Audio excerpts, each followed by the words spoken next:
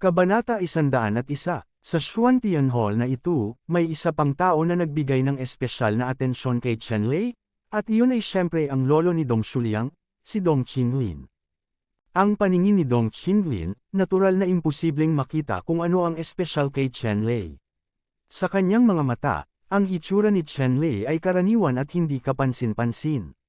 Kung ikukumpara sa mga alagad sa paligid nila na halos punong-puno ng henyo, isa lang itong pagong. Sa makatuwid, nadama ni Dong Qinglin na mayroon pa rin siyang malaking pag-asa sa pagtanggap kay Chen Lei bilang isang subordinate. Siyempre, tatanggapin niya si Chen Lei bilang isang disipulo, kaya hindi siya mapakali dito. Hanggat dinadala si Chen Lei sa linya ng Bixiepek, hindi na magiging mas mabuti ang buhay ni Chen Lei. Hindi yun ang gusto niyang ayusin si Chen Lei. Hindi mahirap kahit na gumawa ng mga dahilan sa hinaharap upang mawala ng tuluyan si Chen Lei. Kaya, sa oras na ito, nagkalkula na si Dong Qinglin sa kanyang puso, kung dadalhin si Chen Lei sa linya ng Bixiepek, anong paraan ang gagamitin para ituwid si Chen Lei, hahayaan niyang magalit ang kanyang apo at ilabas ang kanyang galit. Sa sandaling ito, sa wakas ay nagsalita si Sect Master Xuantian, mga ginagalang na guro at matatanda. Ang layunin ng pag-anyaya sa inyo na pumunta ngayon ay dapat na malinaw sa lahat. Hindi na ako magsasabi ng marami tungkol sa isyong ito. Susunod, ibinalita ko ang mga resulta ng mga disipulo sa Zhangmen examination na ito. Ang una ay si Chen Lei, ang pangalawa ay si Levi Chenghong, ang ikatlo ay si Emperor Jiuyang, ang ikaapat ay si Huang Kunshan, ang ikalima ay si Fang Kangyu, ang ikaanim ay si Xe Qiuyan, at ang ikapito ay si Zhou Xingchen. Ikawalong pwesto ay Wu Jiangnan, at ikasyam na pwesto ay Wei Taiquan. Panipi. Ang mga nagawa ng siyam na disipulo na inihayag ni Sect Master Xuantian ay sa wakas ay natukoy sa pamamagitan ng pagpasok sa larangan ng digmaan ng lahi ng dayuhan, batay sa mga merito ng militar na nakuha ng lahat. Kabilang sa kanila, sina Xe Qiuyan, Zhou Xingchen, Wu Jiangnan at Wei Taiquan ay pawang mga formal na alagad na may higit sa 3 taong karanasan. Sa pagkakataong ito ay mahusay silang gumanap sa Trial Canyon. Ang apat sa kanila ay nagpatuloy hanggang sa wakas at direktang nakuha ang mga kwalifikasyon ng mga panloob na disipulo, at nakakuha din ng pagkakataon na pumasok sa dayuhan na larangan ng digmaan upang magsanay. Gayunpaman, sina Xe Qiuyan, Zhou Xingchen, Wu Jiangnan, at Wei Taiquan ay talagang may talento, ngunit bahagyang mas mababa sila kay Emperor Jiuyang at sa iba pa. Gayunpaman, ang potensyal na pag-unlad sa hinaharap ng apat na taong ito ay walang limitasyon din. Bagamat ang apat sa kanila ay medyo hindi gaanong talento, sila ay mas mahusay kaysa Di Jiuyang, Fang Kangyu, at Lu Chenghong sa mga tuntunin ng pagsusumikap, determinasyon at tiyaga. Pagkatapos ng lahat, silang apat ay mas matanda kay Di Jiuyang. Isang tao sa National People's Congress, mas mature ang isip. Matapos ipahayag ni Sect Master Xuantian ang mga nagawa ng siyam na tao na ito, ang mga pinakadakilang master at elder ay nakaramdam ng labis na pagkagulat. Wala sa mga taong ito ang nag-isip na si Chen Lei ang talagang mananalo sa unang pwesto. Sa puso ng mga peak masters at elders na ito, ang mga first place score ay dapat magmula kay Fang Kangyu, Di Jiuyang, at Lu Chenghong. Mas maaasahan, hindi ko pa narinig kung ano si Chen Lei. Sa oras na ito, ilang peak master ang nagtanong, Sect Master, hindi ka maaaring magkamali, sino si Chen Lei? Paano siya makakakuha ng unang lugar sa pagtatasa na ito? Magkakaroon ba ng anumang problema dito? Ang peak master na nagsalita ay ang peak master ng Xuanwu Peak na pinangalan ng Hu Shengkui. Ang Feng Master Hu na ito ay napaka-optimistiko tungkol kay Fang Kangyu, at si Fang Kangyu ay dapat ding maging numero 1 Italyano. Ngunit ngayon, ang hindi kilalang Chen Lei ay hindi kailanman nagkaroon ng gaanong impresyon, kaya natural na may pagdududa si Hu Shengkui. Feng Hu, ang bagay na ito ay maingat na sinuri at sinuri ng Ganggang Hall, Elder Mo at Sect Master. Ang lahat ng mga resulta ay tama at walang pagkakamali. Makakasiguro ka. Nagbigay pa rin ng paliwanag si Sect Master Xuantian nang harapin ang tanong ni Hu Fengzhou. Bagamat hindi pa rin pumayag si Hu Shengkui, hindi na siya nagpatuloy sa pagtatanong, bagkus ay sinulyapan niya si Chen Lei at muling umupo. Si Chen Lei ay hindi maipaliwanag na nakita ng peak master ng Xuanwu Peak. Sa sulyap na iyon, matinding poot ang naramdaman niya. Wala siyang nagawa at naging sanhi ng kawalang kasiyahan ng Pickmaster ng Xuan Wukek. Anong klaseng bagay ito? Gayunpaman, hindi inisip ni Chen Lei ang isyong ito. Pagkatapos ng lahat, hindi siya sasali sa pagsasanay sa paglilinang ng Xuan Wukek. Hindi ito makontrol ng Pickmaster ng Xuan Wukek na ito. Matapos ipahayag ang ranggo, nagpatuloy si Sectmaster Xuantian ayon sa mga premyo na inihanda ng maaga. Tatanggap si Chen Lei ng Xuantian Soul Cultivation Peel, pati na rin ang isang set ng second-level treasures at isang set ng fifth-level techniques. Ang unang martial arts, at ang isa pang ikalawa hanggang ikasyam na pwesto ay nanalo muna sa fifth order martial arts. Panipi. Sa pagkakataong ito, ang unang premyo, ang pinakamahalagang premyo, ay ang Xuantian Soul Cultivation Peel. Xuantian Pampalusog Kaluluwa Peel, hindi sa banggitin mahalagang mga table task, ang pinakamahalagang bagay ay na ang mga sangkap ay mahirap hanapin. Ginamit ng buong Xuantian sect ang kapangyarihan ng buong sekta, at tumagal lamang ng 10 taon upang makolekta ang mga materyales para pinuhin ito. At ang Xuantian Nurturing Soul Peel na ito ay epektibo lamang para sa mga disipulong may totoong antas ng Qi. Sa makatuwid, sa tuwing lalabas ang Xuantian Nurturing Peel na ito ay isang gantimpala para sa disipulong may pinakamataas na talento. At si Chen Lei ay nanalo sa unang lugar sa pagsubok sa pagtatasa sa pagkakataong ito, at syempre karapat-dapat siya sa gayong Xuantian Soul Cultivation Peel. Nang makitang personal na iniabot ng suzerain ang Xuantian Soul Nourishing Peel sa mga kamay ni Chen Lei, maraming kabataang disipulo ang labis na nasasabik. Ang gayong mga table tasks ay mahirap hanapin sa mundo, at sila ay napakabihirang. At tiningnan ni Dong Qinglin ang Xuantian Soul Cultivation Peel, at napakainit nito. Xuantian Nourishing Soul Peel, itong top level na peel, si Xuan Yaofeng lang ang makakapagpino bagamat maraming alchemist ang sinanay ni Bixifeng, walang sinuman ang makakapagpino sa peel na ito. Higit pa rito, ang pinakamahalagang damo para sa pagpaparami ng kaluluwa para sa pagpino ng Xuantian na pampalusog na soul peel ay maaari lamang hybrid sa pinakamasaganang larangan ng medisina sa Zhongmenling. Walang pangunahing damong espiritu tulad ng damong nagpapalaki ng kaluluwa, kahit na alam ang sining ng alchemy at pagkakaroon ng recipe ng tableta, ganap na imposibleng pinuhin ito. Kung si Chen Lei ay napapailalim sa kanyang sekta, dapat niyang ialok itong Xuantian Soul Nurturing Peel para inumin ng apo ko. Ang mga mata ni Dong Qinglin ay kumikislap sa ganoong ideya. Umubo si Sectmaster Xuantian sa oras na ito at sinabing, okay, naibigay na ang award. Ngayon, talakayin natin ang pagkakahati ng mga disipulong ito. Ngayong mayroong 45 na piling disipulo, sa wakas ay gagawa ng gawain sina Chen Lei, Fang Kangyo at siyam na iba pang mga disipulo. Ang ibang mga disipulo, mga Pickmaster, ay handang mapabilang sa sekta, kaya pakibanggit muna sila. Panipi. Nang bumagsak ang boses ni Sectmaster Xuantian, ang lahat ng Pickmaster ay biglang nagmukhang mga lobo at humakbang patungo sa mga batang disipulong ito. Ang mga mag-aaral na ito, karamihan sa kanila ay kanilang imahinasyon, at ang ilan ay mga henyo na lumitaw sa pamamagitan ng pagpili. Ang sinumang sumali sa kanilang sariling linya ay makakakuha ng mahusay na mga benepisyo para sa pagpapabuti ng lakas ng kanilang sariling linya. Sa makatuwid, ang mga taong ito ay hindi masama, at piliin ang mga disipulo na gusto nila. Pinili ng aking Xuanving ang Sanskrit Yu bilang isang direktang disipulo. Si Qin Faiyu, ang Pickmaster ng Xuanving, ang unang nagsalita, sa takot na ang ibang Pick ay ilayo si Yu sa Sanskrit. Sa katunayan, ang talento ng Sanskrit Rain ay hindi pangkaraniwan, na natalo si Lai Kun mula sa Fire Spirit Body. Kung lumaki ang ganyang alagad, tiyak na magkakaroon siya ng lakas para pamunuan si Feng.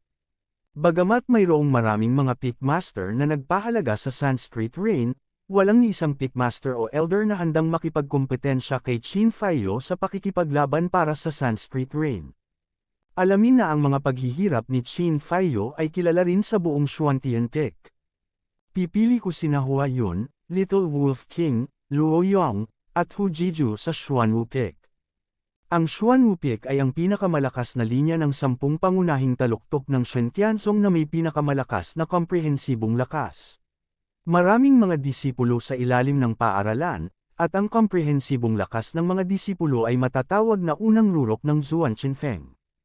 Sa makatuwid, ang pinakamalaking bilang ng mga disipulo, si Hu Shengkui, ang master ng Xuan Wukek, ay ginawa ang kanyang bahagi at inutusan ng 4 na disipulo na matagal ng sikat. Pinili ko si Feng Xiaotian. Pinili ng aking Xuanying Pik sina Li Qingyi at Nie Chenran. Pinili ng aking Xuanyang Pik ang Lai Kun. Ang Pik Master ay nagsasalita at pumipili ng kanyang mga paboritong disipulo, at may mga deacon at elder na isa-isang nagsusulat ng mga kinakailangan ng Pik Master at mga elder. Kabanata 102. Matapos piliin ng mga Pik Master na ito ang kanilang mga paboritong disipulo, pinili sila ng mga Pik Elder. Nang mapili ang lahat ng matatanda, 9 na tao na lang ang natitira, kasama sina Chen Lei, Fang Kangyu, at Emperor Jiuyang. Ang 9 na taong ito ay lumahok sa dayuhan na larangan ng digmaan, at determinado silang maging 9 na pinakapangako ng mga disipulo, kaya sila ang napili bilang huli. Ang 9 na tao ay sina Chen Lei, Lu Chenghong, Emperor Jiuyang, Huang Kunshan, Fang Kangyu, Xe Qiuyan, Zhou Xingchen, Wu Zhengnan at Wei Taiquan. Okay, pag-usapan natin ang dibisyon ng 9 na disipulo kasama si Chen Lei. Ang 9 na disipulong ito ay may malaking potensyal. Kailangan din nating igalang ang kanilang mga kagustuhan. Sa ganitong paraan, ang mga pinakadakilang master ay unang magpapahayag ng kanilang pagpayag na tumanggap ng mga disipulo, at pagkatapos, ang 9 na mga disipulong ito ay hiwalay na pipili kung aling channel ang ipagpatuloy ang pagsasanay sa paglilinang. Sabi ni Sect Master Xuantian. Sa ilalim ng gayong mga patakaran, si Chen Lei at ang kumpanya ay may tiyak na kalamangan, na nagbigay sa kanila ng isa pang pagkakataong pumili. Pagkatapos ng lahat, ang kanilang mga talento ay masyadong espesyal upang payagan ang mga disipulong ito na magkaroon ng mga buhol sa puso, at ito ay nagtatag ng isang two-way choice rule. Una sa lahat, si Wei Taiquan, sino sa inyo ang gustong ipasok ang anak na ito sa pinto? Direktang tanong ni Sect Master Xuantian. Si Wei Taiquan, na naging opisyal na estudyante sa loob ng 3 taon, ay naging ganap na estudyante. Mahusay siyang gumanap sa mga pagsubok sa Kanyan at alien battlefields. Sect Master, gusto kong tanggapin si Wei Taiquan bilang aking disipulo. Sinabi ni Xuanyang Pik Master Yang Zon. Nang opisyal na naging disipulo si Wei Taiquan, lumakad siya para magtanim sa ilalim ng tuktok ng bubong sa ilalim ng Xuanyang Pik. Kilalang kilala rin ni Yang Zon si Wei Taiquan, kaya diretso siyang nagsalita. Gustong tanggapin si Wei Taiquan bilang kanyang alagad. Mayroon pa bang handang tanggapin si Wei Taiquan bilang isang disipulo? Tanong muli ni Sect Master Xuantian. Umiling ang iba. Pagkatapos ng lahat, ang bilang ng mga disipulo na na-recruit sa bawat pik ay limitado. Bagamat maganda ang lakas ni Wei Taiquan, hindi ito naaayon sa kanilang pik at hindi ito ang ideal na kandidato sa kanilang isipan. Kamay na bakal, gusto mo bang sambahin si Pik Master Yang Zon bilang iyong guro? Lumingon si Sect Master Xuantian, at tinanong si Wei Taiquan na may magandang mukha. Handang bumisita ang mga disipulo kay guro. Mukhang excited si Wei Taiquan. Matagal na niyang gustong sambahin ang paaralan ni Yang Zon. Kahit na sinadya ng ibang Pik Master na tanggapin siya bilang isang disipulo, sa huli ay pipiliin niyang maglakbay sa Xuanyang Pik upang magtanim. Ang sumusunod ay si Wu Zhengnan. Muling tumawag si Sect Master Xuan Tianzang. Sa pagkakataong ito, pagkatapos ng ilang mga pagpipilian, sa wakas ay binisita ni Wu Zhengnan ang Xuan Wukek. Susunod, sina Zhou Xingchen at Xe Qiuyan ang sumamba sa Xuangqi Pik. Si Zhou pala para naman kay Xe Qiuyan, sinamba niya si Xuanling at naging alagad ni Xuan Aineng. Sumunod naman si Fang Kangyu. Bagamat si Fang Kangyu ay nasa ika-5 ranggo, ang kanyang nakaraang pagganap ay nakakuha ng pagkilala ng maraming mga Pik Masters at Elders.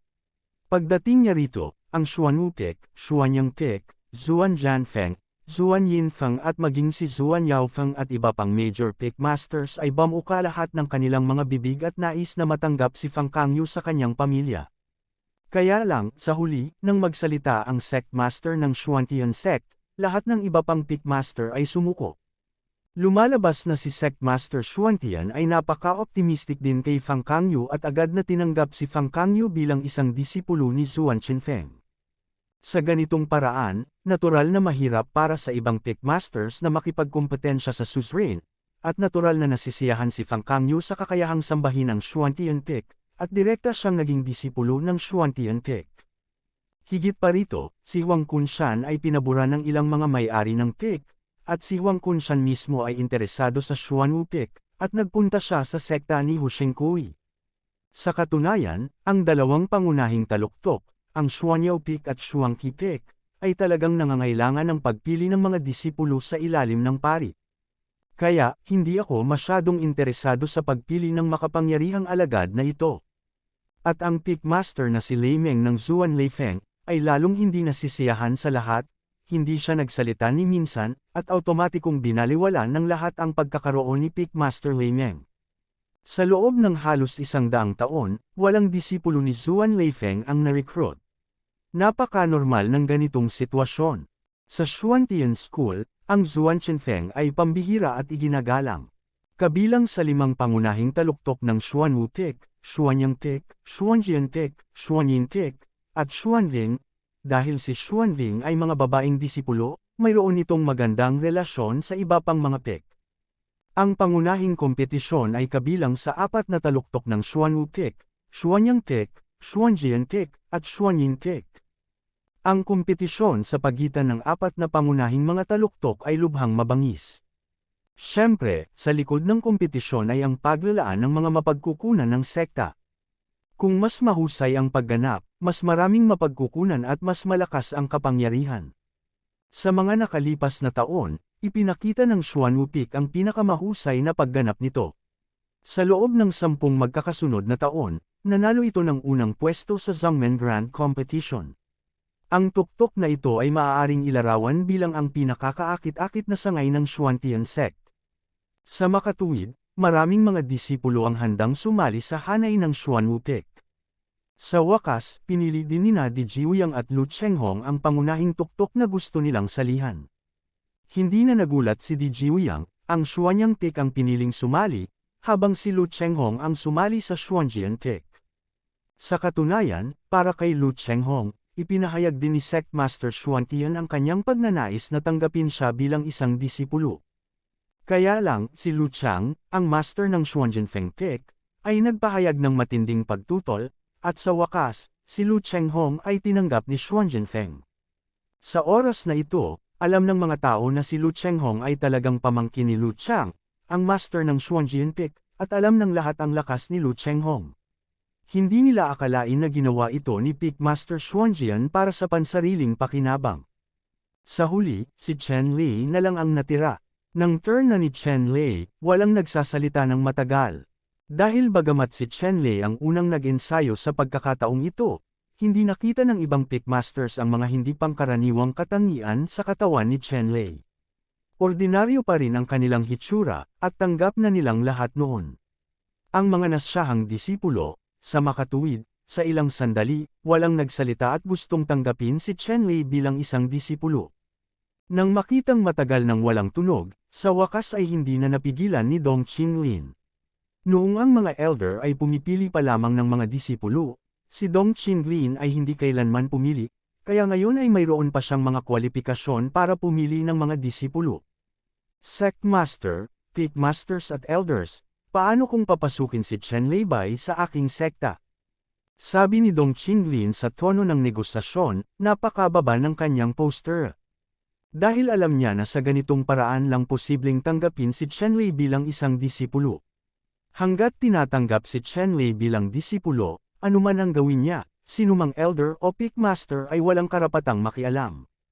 Sa sandaling lumabas ang mga salita ni Dong Qinlin, sabay na sumimangot sina Sect Master Xuantian at Pick Master Xuanyao.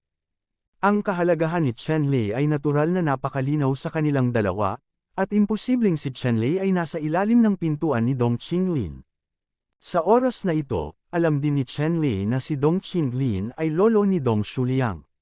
Naramdaman lang niya na si Dong Qinlin ay talagang walang magandang intensyon para sa kanya. Kanina lang patuloy siyang nakatingin sa kanya, at ang tingin ito ay nagmula kay Dong Qinglin. Ngumisi si Chen Lei sa kanyang puso, tinanggap siya ng Dong Qinglin na ito bilang isang disipulo, talagang walang kabaitan, talagang imposible niyang sambahin ang paaralan ni Dong Qinglin. Elder Dong, imposibleng makapasok si Chen Lei sa iyong pintuan. Kailangan mo pang mamatay. Bago makapagsalita si Chen Lei, direktang pinutol ni Sectmaster Xuantian ang pag-asa ni Dong Qinglin. Kabanata 103. Ito, ang matandang mukha ni Dong Qinglin ay biglang naging pula at nag-init, nagyelo sa lugar, napakahiya, at ang ilan ay hindi makababa sa entablado. Sectmaster Xuantian, ang kanyang init ng ulo ay palaging banayad, ngunit hindi niya inaasahan na nagpahayag lang siya ng pagnanais na tanggapin si Chen Lei bilang isang disipulo, ngunit tinanggihan ng Sectmaster. Ito ang unang pagkakataon sa Xuan Tianzang. Pagkaraan ng ilang sandali, hindi alam ng matandang mukha ni Dong Qinglin kung saan ito ilalagay. Hindi lang pinansin ni Sectmaster Xuantian si Dong Qinglin na walang tiwala.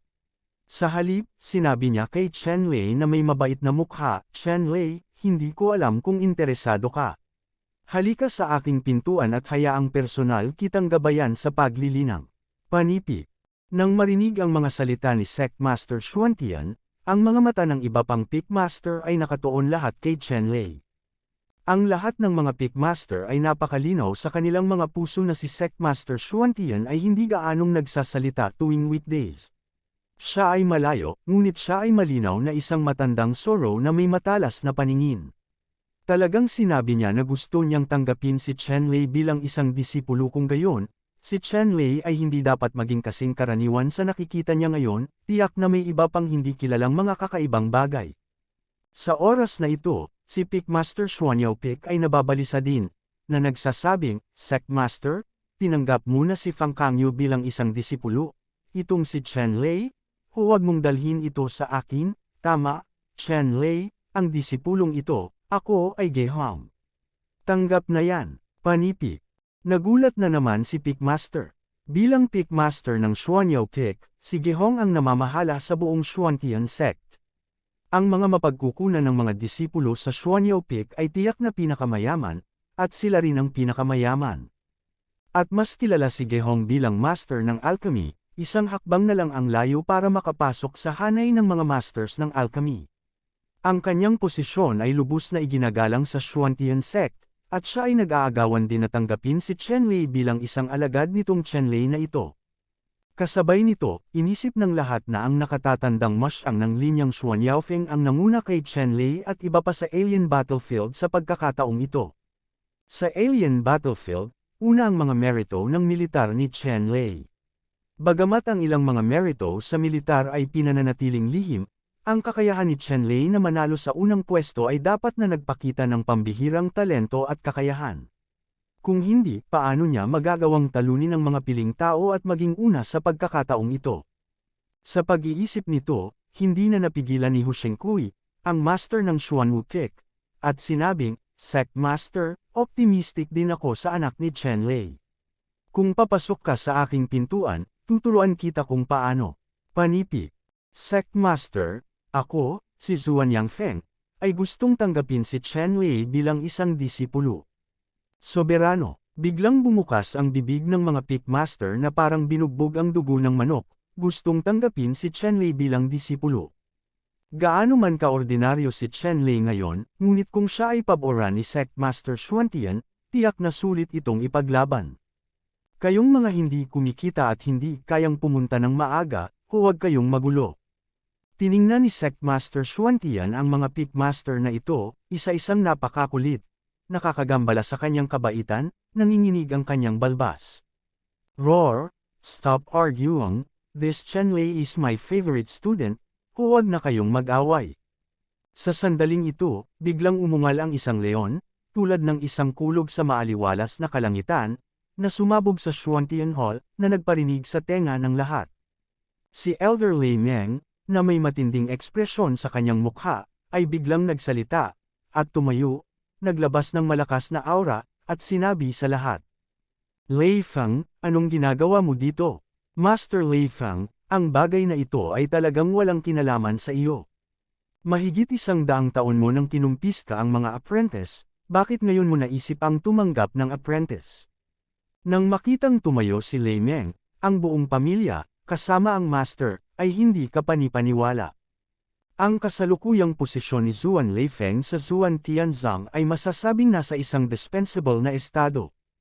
Ang ilang mga tao sa buong pamilya ay paulit-ulit na nagmungkahi na alisin ang Zuan Leifeng at pagsamahin sa iba pang mga pangunahing taluktok. Kaya lang, hindi naaprubahan ang panukalang ito. Pagkatapos ng lahat, ang 10 taluktok ng Xuantian, ngunit ang sistema ng ninuno na itinatag ng 10 tagapagtatag. Bagamat bumagsak na si Zuan Leifeng ngayon, imposibleng sabihin na aalisin siya sa listahan. Gayunpaman, sa loob ng 100 taon, ang resource allocation na natanggap ni Zuan Leifeng ay nabawasan sa pinakamababang punto nito.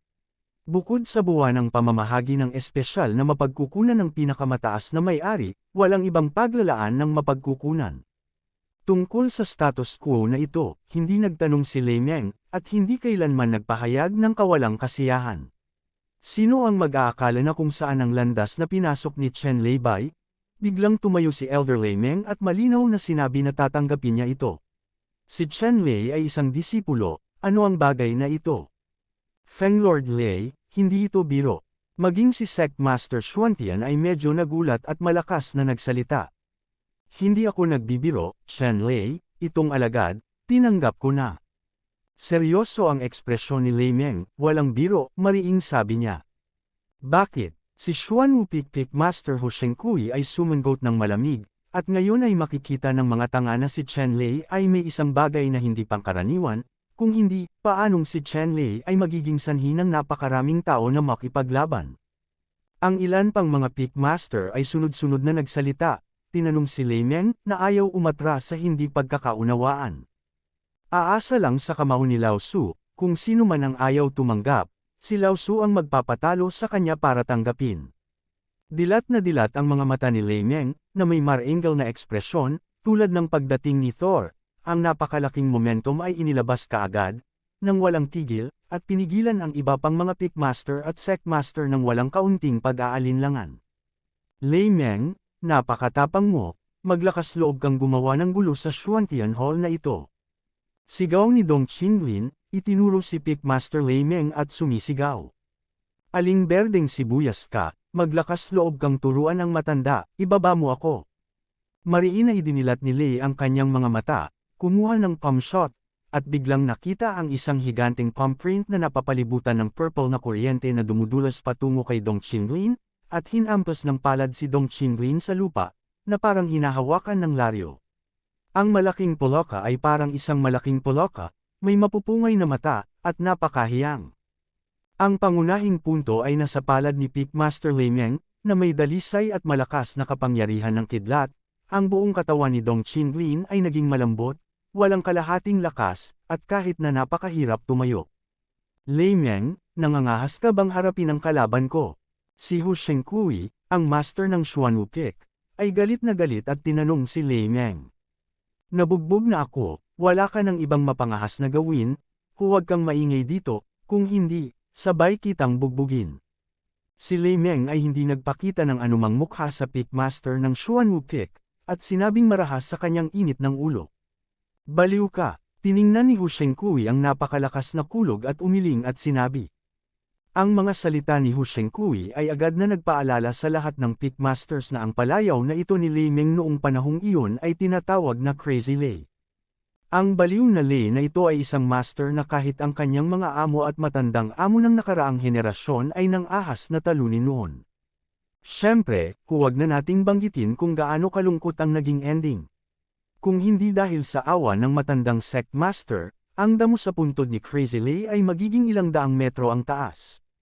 Gayunpaman, pinatutunayan din ito na si Lei Meng ay kakilakilabot at hindi makatwiran. Sinasabing ang Peak Master ng Xuanling Qin Faiyo ang pinakamahirap pakitunguhan sa buong Xuantian School. Sa usapin ng baliw na Lei, mayroon ding retreat si Qin Faiyo. Lei Meng, bakit mo iniisip ang pagtanggap ng mga disipulo? Kinailangang magsalita ni Sect Master Xuantian, at pinigilan si Lei Meng na malapit nang umalis ng marahas. Hindi ba ako makatanggap ng mga alagad? Ngayon ay ilalagay ko ang mga salita dito. Maaari lang akong sambahin ni Chen Lei bilang isang guro. Kung sino man sa inyo ang gustong tumanggap kay Chen Lei bilang isang disipulo, hayaan niyo akong manalo. Kabanata 104. Sa harap ng pagmamataas at kalupitan ni Lei Meng, sumakit ang ulo ng lahat ng matataas na opisyal kabilang si Sect Master Xuantian. Ang nakatutuwang palayaw na ito na Lei Meng Lei ay hindi para sa wala. Noong bata pa ang lahat, may isa sa kanila, at walang hindi natalo ni Lei Meng. Maging si Hu Shengkui, ang master ng Xuan Wukik, ay tinamaan ni Lei Meng sa lupa, nag-iwan ng psikolohikal na anino na mahirap pagalingin. Sa nakalipas na mga taon, ang katayuan ng lahat ay patuloy na tumataas, at isa-isa ay naging pinakamataas na master at supreme sect master. Gayunpaman, walang nang ahas na sabihin na maaari nilang mapanalunan ang katatagan ni Lei Meng, dahil walang nakakaalam kung anong antas ang lakas ni Lei Meng ngayon. Kung bumagsak muli si Lei Meng sa lupa ngayon, malamang na walang mukha ang mga Peak Master at Elder na ito upang makita ang mga tao. Kaya, lahat ay nang ahas na huwag kunin ang panganib na ito sa ngayon. Ang bagay na ito, pag-usapan nating lahat. Sa huli, napilitang ipagpaliban si Sect Master Xuantian at nais na pansamantalang kumalma si Lei Meng. Hanggat kalmado siya, lahat ay madaling sabihin. Ano ang dapat pag-usapan? Itong isyong ito ay hindi pinag-uusapan. Kaya lang ay hindi nagpakita ng anumang mukha si Lei Meng kay Sect Master Xuantian, at direktang tumanggi, na naging dahilan upang imulat ni Sect Master Xuantian ang kanyang mga mata.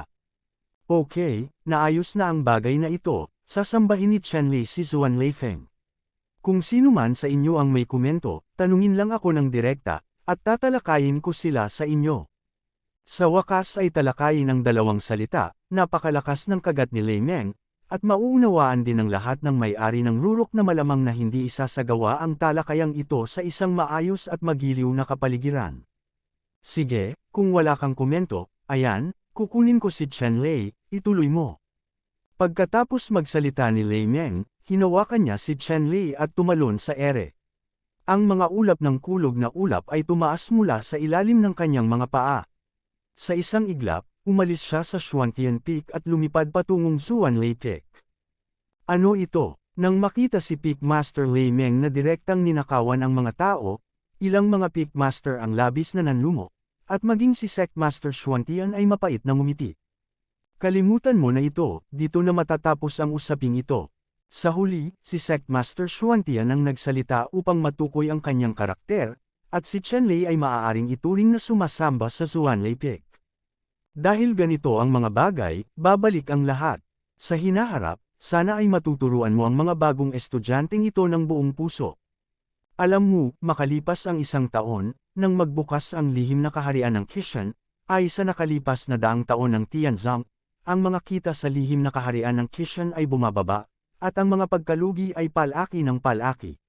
Sa pagkakataong ito ang lihim na kaharian ng Qishan ay nabuksan na. Sana lahat ay magsumikap pa at makamit ang magagandang tagumpay. Isang pambihirang pagkakataon para kay Tianzong. Sa wakas ay sinabi ni Sect Master Xuantian.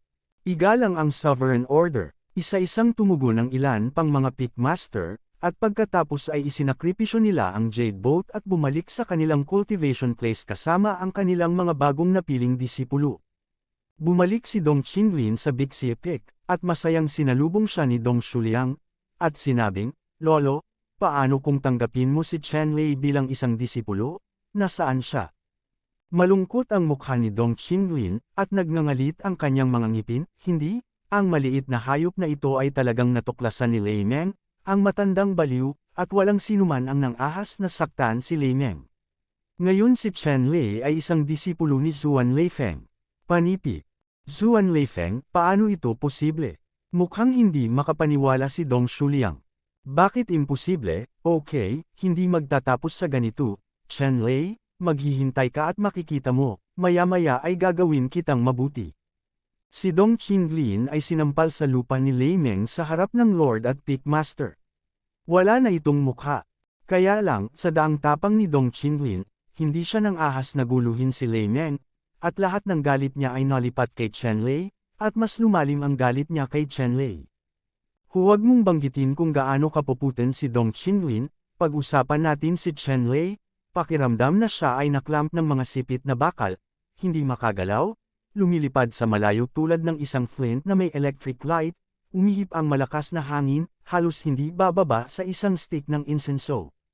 Lumipad siya ng daan-daang milya at nakarating sa Xuanlei Peak. Si Xuanlei Feng, na may mga kulog na ulap sa buong taon, at mga lead cloud na nakabitin, paminsan-minsan ay kumikislap ang mga electric light sa loob, na sumasakop sa halos buong Xuanlei Feng. Sa ilalim ng gayong kapaligiran, ang mga ordinaryong disipulo ay walang kapayapaan ng isip na magsanay ng paglilinang dito, at hindi katakataka na tanging ang pangunahing stick ni Lei Mengfeng ang natitira. Hindi nagtagal, lumabas si Lei Meng mula sa mga ulap, napapaligiran ng hindi mabilang na mga ilaw ng kuryente, at nahulog ng husto sa Xuanlei Peak. Boom! Ang lupain ng Xuanlei Feng ay hindi nakatulong kay Lei Meng na tapakan ito, at biglang nahati na parang sapot ng gagamba. Sanay na si Lei Meng sa mga ganoong bagay, at direktang pinatumba si Chen Lei at sinabing, "Wow, apprentice!" Hinangaan ni Chen Lei ang makapangyarihang Peakmaster sa harapan niya. Naglakas loob siyang harapin ang iba pang mga Panginoon na may mataas na kapangyarihan at mga punong Panginoon na tulad nito. Ang ganitong pamamaraan ay hindi isang bagay na magagamit ng mga ordinaryong tao. Ito, Senyor, hindi mo ako tinanong kung gusto kitang sambahin bilang isang guro. Maingat na sabi ni Chen Lei. Akala mo kapag nandito ka na, ikaw na ang gusto o hindi, kung gusto mo, kailangan mong samamba, kung ayaw mo, huwag mong isiping bata ka, hindi ako maglalakas loob, talunin ka. Panipik. Tumayo si Lei Meng sa harap ni Chen Lei, na may galit na tono. Si Lei Meng ay likas na hindi makatwiran. Hindi nakaimik si Chen Lei. Hindi agad natalo ang bayani. Nang makilala niya ang master na ito, hindi niya alam kung ano ang gagawin, kaya kailangan niyang pumunta sa isang master. Senyor, pwede kang maging teacher, pero may kondisyon ako. Kung hindi ka pumayag, kung gayon, kahit napatayin mo ako, hindi kita sasambahin bilang isang guro. Bagamat pumayag si Chen Lei na mag-apprentice ng isang guro, hindi niya nakalimutan na ang layunin niya sa pagpunta sa Shenqianzong ay tulungan ang pamilya Chen na humingi ng anteng-anteng. Kung wala itong anteng-anteng kay Lei Meng, talagang hindi niya sasambahin si Lei Meng bilang kanyang guro. Malamig na sumangot si Lei Meng, at sinabing, "Dare to make peace with me, hindi ako natatakot, oo, parang ang apprentice ko na si Lei Meng, pag-usapan natin ang terms." Ito ang kaso, ang pamilya ng disipulo ay nasaktan ng mga bandidong lobo ng dugo. Inulit ni Chen Lei ang mga hinaing sa pagitan ng pamilya Chen at ng mga bandidong lobo ng dugo, at pagkatapos ay sinabi, "Guro, iyon lang. Kung gusto mo akong mag-apprentice, dapat mong protektahan ang kaligtasan ng aking pamilya. Kung hindi, mas gugustuhin ko pang mamatay. Hinding-hindi ko mahuhuli ang aking guro." Panipik. Nakinig si Lei Meng, tumawa, at nagsabi, "Bakit nakakahiya para sa akin? Maliit na bagay ito. Okay, ipinangako ko sa iyo, ngayon ay pupunta ako at katayin ang grupo ng bandidong lobo ng dugo ng malinis." Yun lang. Nang sabihin niya ito, hindi sinasadya ni Lei Meng na magbiro. Nang inig si Chen Lei, at naririnig din niya na talagang gustong patayin ni Lei Meng ng malinis ang mga Blood Wolf Bandit. Naunawaan muli ni Chen Lei ang katangian ng kanyang amo. Ang Panginoong ito ay dapat na isang malupit na tao. Guro, ang bagay na ito, hindi kita guguluhin ng matanda. Nais ng alagad na gawin ito sa kanyang sarili at sirain ang mga bandidong lobo ng dugo. Kailangan mo lang protektahan ang kaligtasan ng pamilya Chen. Kinuha ni Chen Lei ang inisyatiba upang magsalita, na pinatigil ang mga plano ni Lei Meng na gumawa ng hakbang. Medyo galit ang bata. Okay, kung gayon hindi ko ito gagawin. Huwag kang mag-alala. Sa akin, ang mga bandidong lobo ng dugo ay hindi nang ahas na gawin ito. Gayunpaman, anak, bibigyan lang kita ng 1 taon. Pagkatapos ng 1 taon, ang dugong ito ay maaari mong lutisin ang problema ng pangkat ng lobo na bandido sa iyong sarili. Paano kung ito ay maituturing na pagsubok para sa iyo? Panipik. Kabanata 105, 1 taon. Tumingin si Chen Lei sa langit na puno ng thunderclouds at tumawa. Sapat na ang 1 taon. Bueno, guro, hanggat maaari mong protektahan ang pamilya Chen sa loob ng 1 taon, tiyak na malulutas ko mismo ang problema ng mga bandidong lobo ng dugo. Kumpiyansa na sagot ni Chen Lei. Nakinig si Lei Meng, tumawa, at nagsabi, ito ang aking alagad na si Lei Meng. Halika, papayagan ako ngayon ni Chen Lei na tingnan at tingnan kung ano ang iyong pangangatawan, para maiayos ko ang iyong katawan para sa iyo. Linangin ang perpektong plano, panipi. Bagamat nahulaan ni Lei Meng na si Chen Lei ay may malakidlat na pangangatawan, hindi alam ni Lei Meng kung ano talaga ang kanyang pangangatawan. Mabuti, hindi tumanggi si Chen Lei na magbitiw. Iniwan si Lei Meng upang suriin ang kanyang mga kwalifikasyon. Nang suriin ni Lei Meng ang talento ni Chen Lei, halos mapurol ang kanyang mga mata. Tumingin siya kay Chen Lei at sinabing, imposible ba talagang magkaroon ng ganitong klaseng pangangatawan laban sa langit? Nagkunwaring nalilito si Chen Lei, at nagtanong, Guro, anong klaseng pangangatawan ako? Nararamdaman ko na lang na natural akong malapit kay Thunder at Lightning. Isang senior sa angkan ang minsang nagsabi sa akin na ako ay isang lightning spirit body. Panipi. Anong klaseng kulog at kidlat na espiritong katawan, paano maihahambing ang kulog na espiritong katawan sa iyong pangangatawan? Kung hindi ako nagkakamali, ang iyong pangangatawan, kung hindi ako nagkakamali, ay tiyak na walang katulad na pangangatawan na bihira sa libu-libong taon, ang sakramento ng kulog, oo, ay ang Thunder Eucharistia. Panipi. Nagpabalik-balik si Lei Meng sa kasabikan, hinihimas ang kanyang uban na buhok na parang manukan. Pulang dugo ang kanyang mga mata, at humihingal ang kanyang bibig, parang kakainin na niya ang mga tao. Nakakamangha ang momentum. Sa hindi inaasahang pagkakataon, ako, si Lei Meng, ay nakakita ng ganitong pambihirang pangangatawan sa aking sariling mga mata sa aking buhay, at sa wakas ay hindi ako nabuhay ng walang kabuluhan. Sa sandaling ito, hindi alam ni Lei Meng kung paano ilalabas ang kanyang pananabik. Chen Lei, sa pangangatawan mo, sa totoo lang, hindi kita kayang turuan, pero hindi mo kailangang mag-alala. Mayroon akong mga sinaunang pamamaraan ng kulog at kidlat sa aking mga kamay. Ang hanay ng mga pagsasanay na ito ay masyadong mahiwaga. Pinag-aralan ko ito sa loob ng 100 taon, wala pang pag-unlad. Ngunit naniniwala ako na mauunawaan mo at makakamit ang magagandang tagumpay. Panipi. Sa wakas ay tumayo si Lei Meng sa harap ni Chen Lei, tumingin kay Chen Lei, at sinabi kay Chen Lei. Lahat ay napapailalim sa pagsasaayos ni Master. Sa katunayan, sa karanasan ni Chen Lei, hindi niya kailangan ang patnubay ni Lei Meng. Mayroon na siyang mature cultivation system. Gayunpaman, dahil sinabi ni Lei Meng na mayroong sinaunang pamamaraan ng pagkulog at kidlat, natural na interesado siya, at gustong makita kung gaano ito kahiwaga. Maghintay ka, gagawin ko itong set ng pagsasanay. Si Lei Meng ay balisa din. Hindi siya makapaghintay ng ilang sandali. Direkta niyang kinuha ang isang sinaunang pamamaraan ng Qi na nagradiated ng mga pagbabago at ibinigay ito kay Chen Lei. Ito ay, nang makita niya ang mga ehersisyo sa kanyang kamay, biglang nabigla si Chen Lei, at hindi niya maiwasang matuwa. Ang mga ehersisyo sa mga kamay ni Chen Lei ay talagang nasa ilalim ng Lady Jing na matagal na niyang hinahanap, ngunit wala man lang alam. Noong panahong iyon, nakuha ni Chen Lei ang Lady Sutra mula sa sinaunang Lady Palace. Noon lamang naging matagumpay ang paglilinang, at siya ay gumawa ng malaking pag-unlad at naging emperador. Gayunpaman, alam din niyang malinaw na ang Lady Sutra na nakuha niya ay ang pinakamataas lamang, na nagdala lamang ng mga pagsasanay sa Lady at isang hanay ng mga pagbuo ng espada ng kidlat, mga palad ng kidlat, at mga hakbang ng kidlat.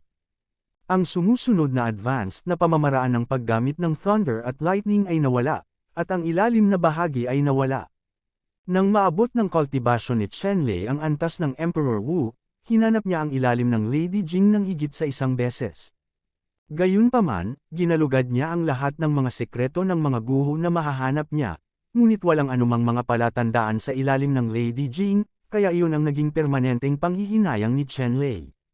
Gayunpaman, hindi niya inaasahan na sa isang maliit na sekta tulad ng Shantianzong, sa mga kamay ni Master Lei Meng, nakita niya ang pinakamahalagang kayamanan na hindi natagpuan sa kanyang nakaraang buhay, ang ilalim ng Lady Jing. Paano ito mangyayari?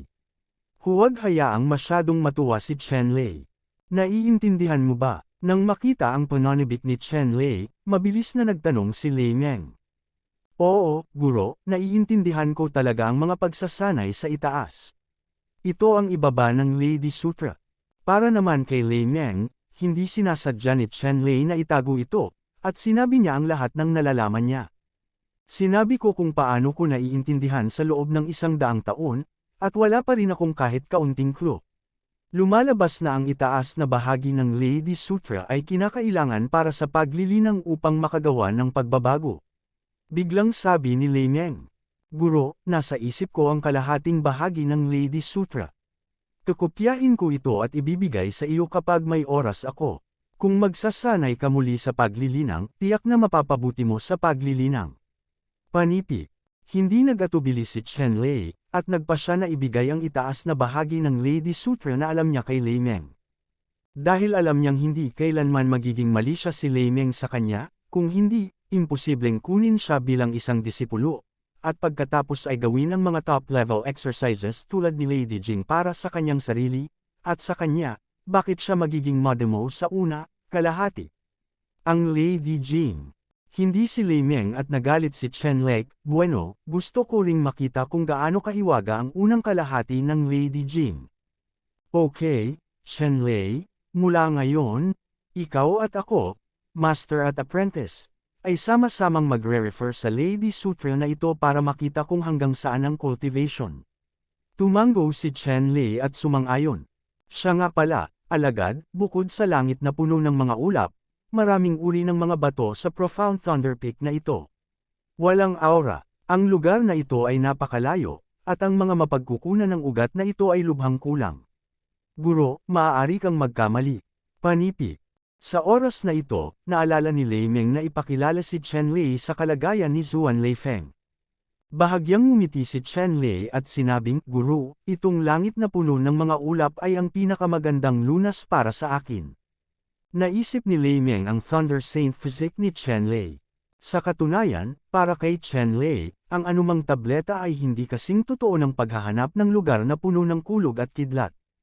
Agad siyang tumawa at sinabing, Chen Lei, kahit na ang aking Zuan Lei Peak ay desyerto, hindi ito isang kayamanan na walang ilalim ng kahon. Halika bilang isang guro, at hayaan mong makita mo ang aking Zuan Leifeng kayamanan. Panipi. Pagkatapos magsalita, dinala ni Lei Meng si Chen Lei sa pinakamataas na punto ng Zuan Lei Peak, at dito, halos sumanib ito sa mga ulap sa kalangitan, na para bang nahawakan niya ang mababanghang na ulap sa pamamagitan ng isang kamay. Sa pinakamataas na punto ng Zuan Lei Peak, mayroong isang rock pool. Ang rock pool na ito ay may sukat na hindi hihigit sa 3 talampakang parisukat. Puno ng likidong lavender. Paminsan-minsan, kumikinang ang kidlat mula sa kidlat sa itaas nito na pumapasok sa likidong lavender at natutunaw sa likidong lavender. Ano ito? Thunder pool? Anong meron sa thunder pool? Thunder ***** liquid. Sa pagtingin sa rock pool sa pinakamataas na punto ng Zuan Lei Peak, maging si Chen Lei, na may kaalaman, ay ganap na natigilan. Ang batong pool sa gilid na iyon ay inukita ng kulog at kidlat na rune, primitive at remote, na naglalabas ng sinaunang kapaligiran. Ang ganitong bagay, si Chen Lei sa kanyang nakaraang buhay, narinig lamang niya ito, ngunit hindi pa ito nakita. Ito dapat ang maalamat na Lei Pool. Sa Thunder Pool, ang lavender liquid ay binago ng isang bakas ng buhay sa kulog at kidlat. Ito ay tinatawag na Thunder God Liquid. Ang ganitong uri ng bagay ay mahirap hanapin sa mundo, at ito ay isang tunay na bagay laban sa langit. Kabanata 106. Bakit may ganyan dito? Natigilan si Chen Lei at nalilitong nagtanong, labis na nagulat. Nang makita ang gulat na mga mata ni Chen Lei, gumaan ang pakiramdam ni Lei Meng sa kanyang puso. Bilang isang guro, sa wakas ay may inilabas siya at ikinagulat niya ang kanyang alagad. Kung hindi, walang paraan upang mapunta sa Chen Lei. Ilagay ang istant ng guro sa harap mo. Paano? Shock, hindi ko alam kung kailan lumitaw ang thunder pool na ito, dapat palagi itong nasa Zuan Leifeng. Ngunit ang thunder ***** liquid sa thunder pool na ito ay hindi epektibo para sa lahat, kung hindi, Zhangmen ay matagal na, nasa pampublikong pagmamayari, at imposibleng maimbak ito sa Zuan Lei Peak na ito. Panipi. Ano, ang Thunder God Liquid ay hindi epektibo, imposible. Malinaw kung nararamdaman ng isang malaking enerhiya na kasing lalim ng dagat at hindi maarok, sabi ni Chen Lei. Ano, mararamdaman mo ang enerhiyang nakapaloob dito, pero bakit hindi ko ito maramdaman? Medyo natigilan si Lei Meng. Bagamat pambihira ang Lei Chi Vision na ito, wala itong aktwal na epekto. Dinala niya rito si Chen Lei, para magpakitang gilas lang, pero hindi niya akalain na mararamdaman ni Chen Lei ang napakalawak na enerhiya na parang dagat ng usok, pero bakit hindi ito nararamdaman ng ibang tao? Dapat mong malaman na ang lugar na ito, ilang sect masters ng Shenqianzong, ay pinag-aralan itong mabuti, at ang huling conclusion ay ang lugar na ito ay walang anyo, walang Diyos, at ito ay walang silbi. Bilang isang tanawin, ito ay bago pa rin. Sa paglipas ng panahon, hindi na napupuntahan ang kakaibang lugar na ito. Paano ito posible? Malinaw na may napakalaking at nakakatakot na enerhiya sa loob, paanong walang makakatuklas nito? Medyo kakaiba si Chen Lei. Tunay na totoo ang Thunder God Liquid sa pool na ito. Kakaibang bagay, isang patak lang ay sapat na para maging genius ang isang ordinaryong tao. Ang isang koleksyon ng mga naturang mahalagang likido ay walang katapusang halaga. Masasabing kahit na kumuha ka ng 10,000 Shenqianzong, hindi ka makakakuha ng ganoon kaalagang likidong pool, ngunit ang katawa-tawa ay binabantayan ni Shenqianzong kung ang pinakamahalagang kayamanan, ngunit walang makakaalam. Ito ay isang magandang biro lamang. Master, kung gayon ay i-absorb ko itong Thunder God Liquid, walang mangyayaring masama, di ba? Tanong ni Chen Lei. Maaaring mayroong anumang nais mong makuha, kahit na paghiwalayin mo ito, walang makakapansin. Walang dapat pahalagahan si Lei Meng para sa Lei Pool na ito. Sinisira ng ganitong klaseng party ang swimming pool. Sa unang pagkakataon na nakita ko ito ay isang kumpletong pagkabigla, ngunit pagkatapos ng lahat ng oras na ito ay nananatiling pareho. Mahigit 100 taon nang nanunood si Lei Meng, at matagal nang inis na hindi na siya mayrita. Umaasa siya na may makakalansag sa pool na ito, lalo na sa kanyang pinakamamahal na alagad, lalo na sa pagsipsip ng Thunder Divine Liquid sa Thunder Pool na ito. Kahit nalansagin niya ang buong Zuan Leifeng, wala siyang komento. Alam mo, ang kanyang alagad, ngunit ang Thunder Eucharist, kung ang gayong pangangatawan ay mahayag, kahit na ang mga sekta ng banal na lupain ay kailangang basagin ang kanilang mga ulo at saluhin ito. Bukod dito, ang bagay na ito ay dapat panatilihing lihim kung ito ay kumalat. Si Zuan Tianzang ay hindi magagawang panatilihin ang walang katulad na henyo, alinman sa pamamagitan ng pag-agaw ng iba pang mas makapangyarihang mga banal na lugar o pagpugot ng ulo. Kung hindi available ang ganitong henyo, maraming kapangyarihan ang pipiliin na patayin siya bago siya lumaki. Kung tutuusin, kung talagang lumaki siya, magkakaroon siya ng kapangyarihang pamunuan ng mundo, at isang kalungkutan para sa lahat na mabuhay sa parehong panahon ng isang henyo. Hindi lahat ay gustong mabuhay sa parehong panahon bilang isang napakatalino na henyo. Sa kasong iyon, ang lahat ay mabubuhay sa anino ng isang henyo. Kung hindi mo gusto ito, maaari mo lamang itong samantalahin bago ito lumaki. Ganap na pinugutan ng ulo. Napakaraming tao na may malungkot na pag-iisip sa mundong ito, ngunit ang mga tapat at matuwid na tao ay paunti-unti si Lei Meng ay kailangang mag-ingat. Ano man ang iniisip ni Lei Meng, tiningnan ni Chen Lei ang hindi malalampasan na Thunder Pool na ito, at sa wakas ay hindi niya napigilan. Siya ay humakbang pasulong at pumasok sa Thunder Pool, nakaupo na naka-cross-legged at nasa ibabaw niya ang Thunder God, 2 talampakan ang kapal. Sa likido. Sa sandaling pumasok si Chen Lei sa Thor Liquid, biglang kumulo ang Thorcom na likido, parang kumukulong bukal, namumulaklak ng hindi mabilang na maliliit na ilaw ng kulog, at pagkatapos, parang baliw, bumuhos sa katawan ni Chen Lei. Sa ilang sandali, mabilis na namamaga ang katawan ni Chen Lei na parang bola ng hangin. Ang katawan ni Chen Lei ay agad na sumabog sa ambon ng dugo sa kalangitan, at naglaho sa hangin. Maging ang mga buto ay nawala. Naroon lamang ang apoy ng kaluluwa ng lavender na nakasabit sa hangin, patuloy na tumatalon, hindi mabilang na mga electric arc ang bumuhos sa apoy ng kaluluwa ng lavender. Nako, nasasaktan din ako. Nang makita ni Lei Meng ang kamangha-manghang eksenang ito, napasigaw siya sa sakit. Ang isang walang katulad na henyo na may Thunder Eucharist ay kamamatay lamang sa kanyang harapan. Ang gayong resulta ay naging mahirap para kay Elder Lameng na tanggapin. Paano nangyari ito? Ilang beses na niyang sinubukan ang Thunder Pool na ito, at nakainom na rin siya ng Thunder God Liquid sa pool, pero walang nangyari. Paano direktang sasabog si Chenlei ng napakalaking enerhiya nang tumapak siya sa likidong kulog? Napatulala si Lameng kay Lei Chi na wala ang kanyang kaluluwa saglit, kung alam niyang ito ang resulta at pinatay niya ito, hindi niya hahayaang makapasok si Chenlei sa Lei Chi, lalo pat dalhin si Chenlei dito. Sa sandaling ito, hindi mabilang na mga arko ng kidlat ang bumuhos sa apoy ng kaluluwa ng lavender, at ang apoy ng kaluluwa ng lavender ay unti-unting naging madilim na kulay ube, at pagkatapos, ang ilusyon ay naging sustansya.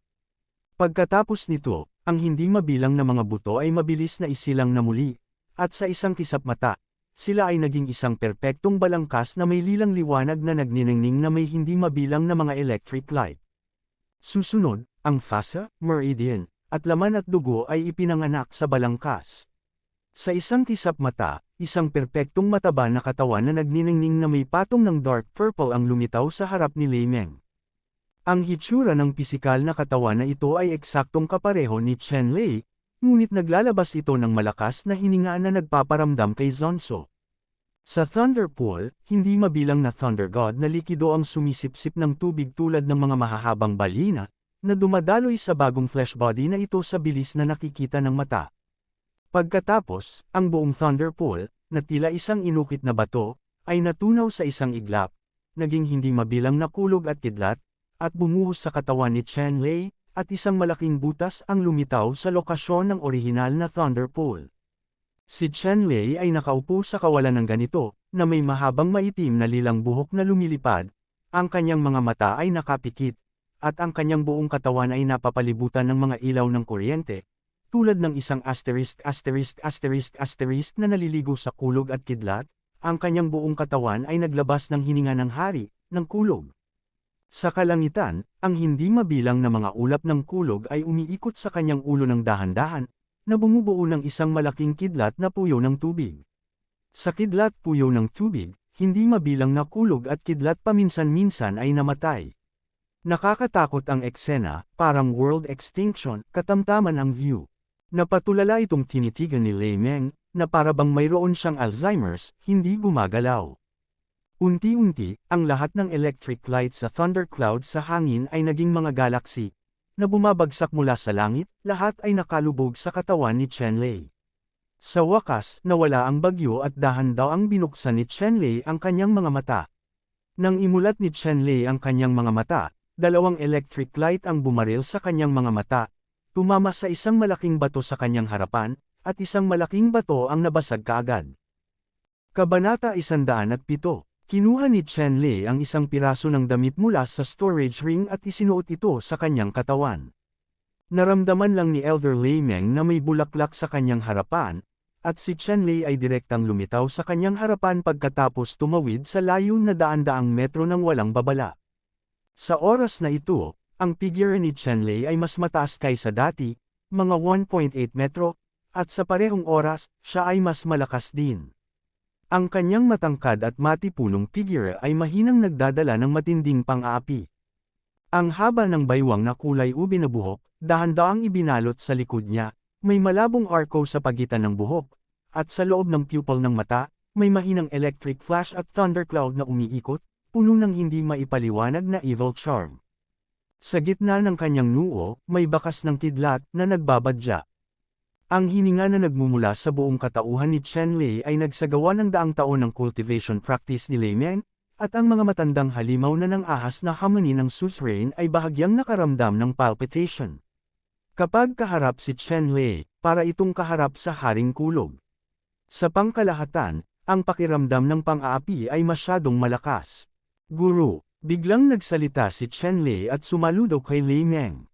Sa sigaw ng Panginoon ni Chenlei, nawala ang lahat ng mga pangitain sa katawan ni Chenlei, at muling bumalik si Chenlei sa tila hindi nakakapinsalang sikat ng araw na batang lalaki. Bukod sa pagiging matangkad at malakas, at ang kanyang buhok ay nagiging kulay ube, wala nang nakakainis na pakiramdam ng depresyon. Sa sandaling ito, huminga ng mahabang hininga si Lei Meng at mas nakaka-relax ang pakiramdam. How about, marami kang nakuha this time? Tanong ni Lei Meng, at pinanood ang eksena ni Chen Lei ng pira-pirasong katawan na ito na nagiging ambon at muling isinilang sa Thunder God Liquid. Kahit ang tanga na si Lei Meng ay alam na si Chen Lei ay tumalikod sa langit. Bagamat marahas ang ugali ni Lei Meng, mas sensitibo siya kaysa sa isip ng mga ordinaryong tao. Paanong hindi ko makikita kung gaano kalaki ang swerte ni Chen Lei sa pagkakataong ito? Hindi na kailangan pang magtago ni Chen Lei sa kanyang amo, tumanggaw siya at sinabing, maaari itong tawaging muling pagsilang. Kumaibot ang sulok ng bibig ni Lei Meng, higit pa sa muling pagsilang, ito ay simpleng muling paghubog ng gininto ang katawan. Sa katunayan, ang mga natamo ni Chen Lei sa pagkakataong ito ay talagang lampas sa kanyang imahinasyon. Ito ay muling hinubog ng likido ng Lightning God. Ang katawan ni Chen Lei sa oras na ito ay naging isang tunay na likas na Thunder Soul Eucharist. Ang Thunder Spirit Body at Thunder Saint Body ay bihirang mga katawan na may mga katangian ng kulog. Kaya lang, ang Thunder Eucharist ay mas bihira at mas makapangyarihan, at ngayon, ang katawan ni Chen Lei ay direktang binago sa innate Thunder Spirit Eucharist. Ang ganitong uri ng pangangatawan ay masasabing ang tanging pangangatawan na umiral sa buong panahon, at sa panahon lamang ng chaos. Mula sa likas na espiritu ng kaguluhan, posibleng magsilang ng mga likas na anti-celestial tulad ng Thunder Spirit Sacrament. Sa pagkakataong ito, si Chen Lei ay nagbagong anyo sa likas na espiritu ng kulog na sacramental na pangangatawan sa pamamagitan ng ganap na pagkakataon.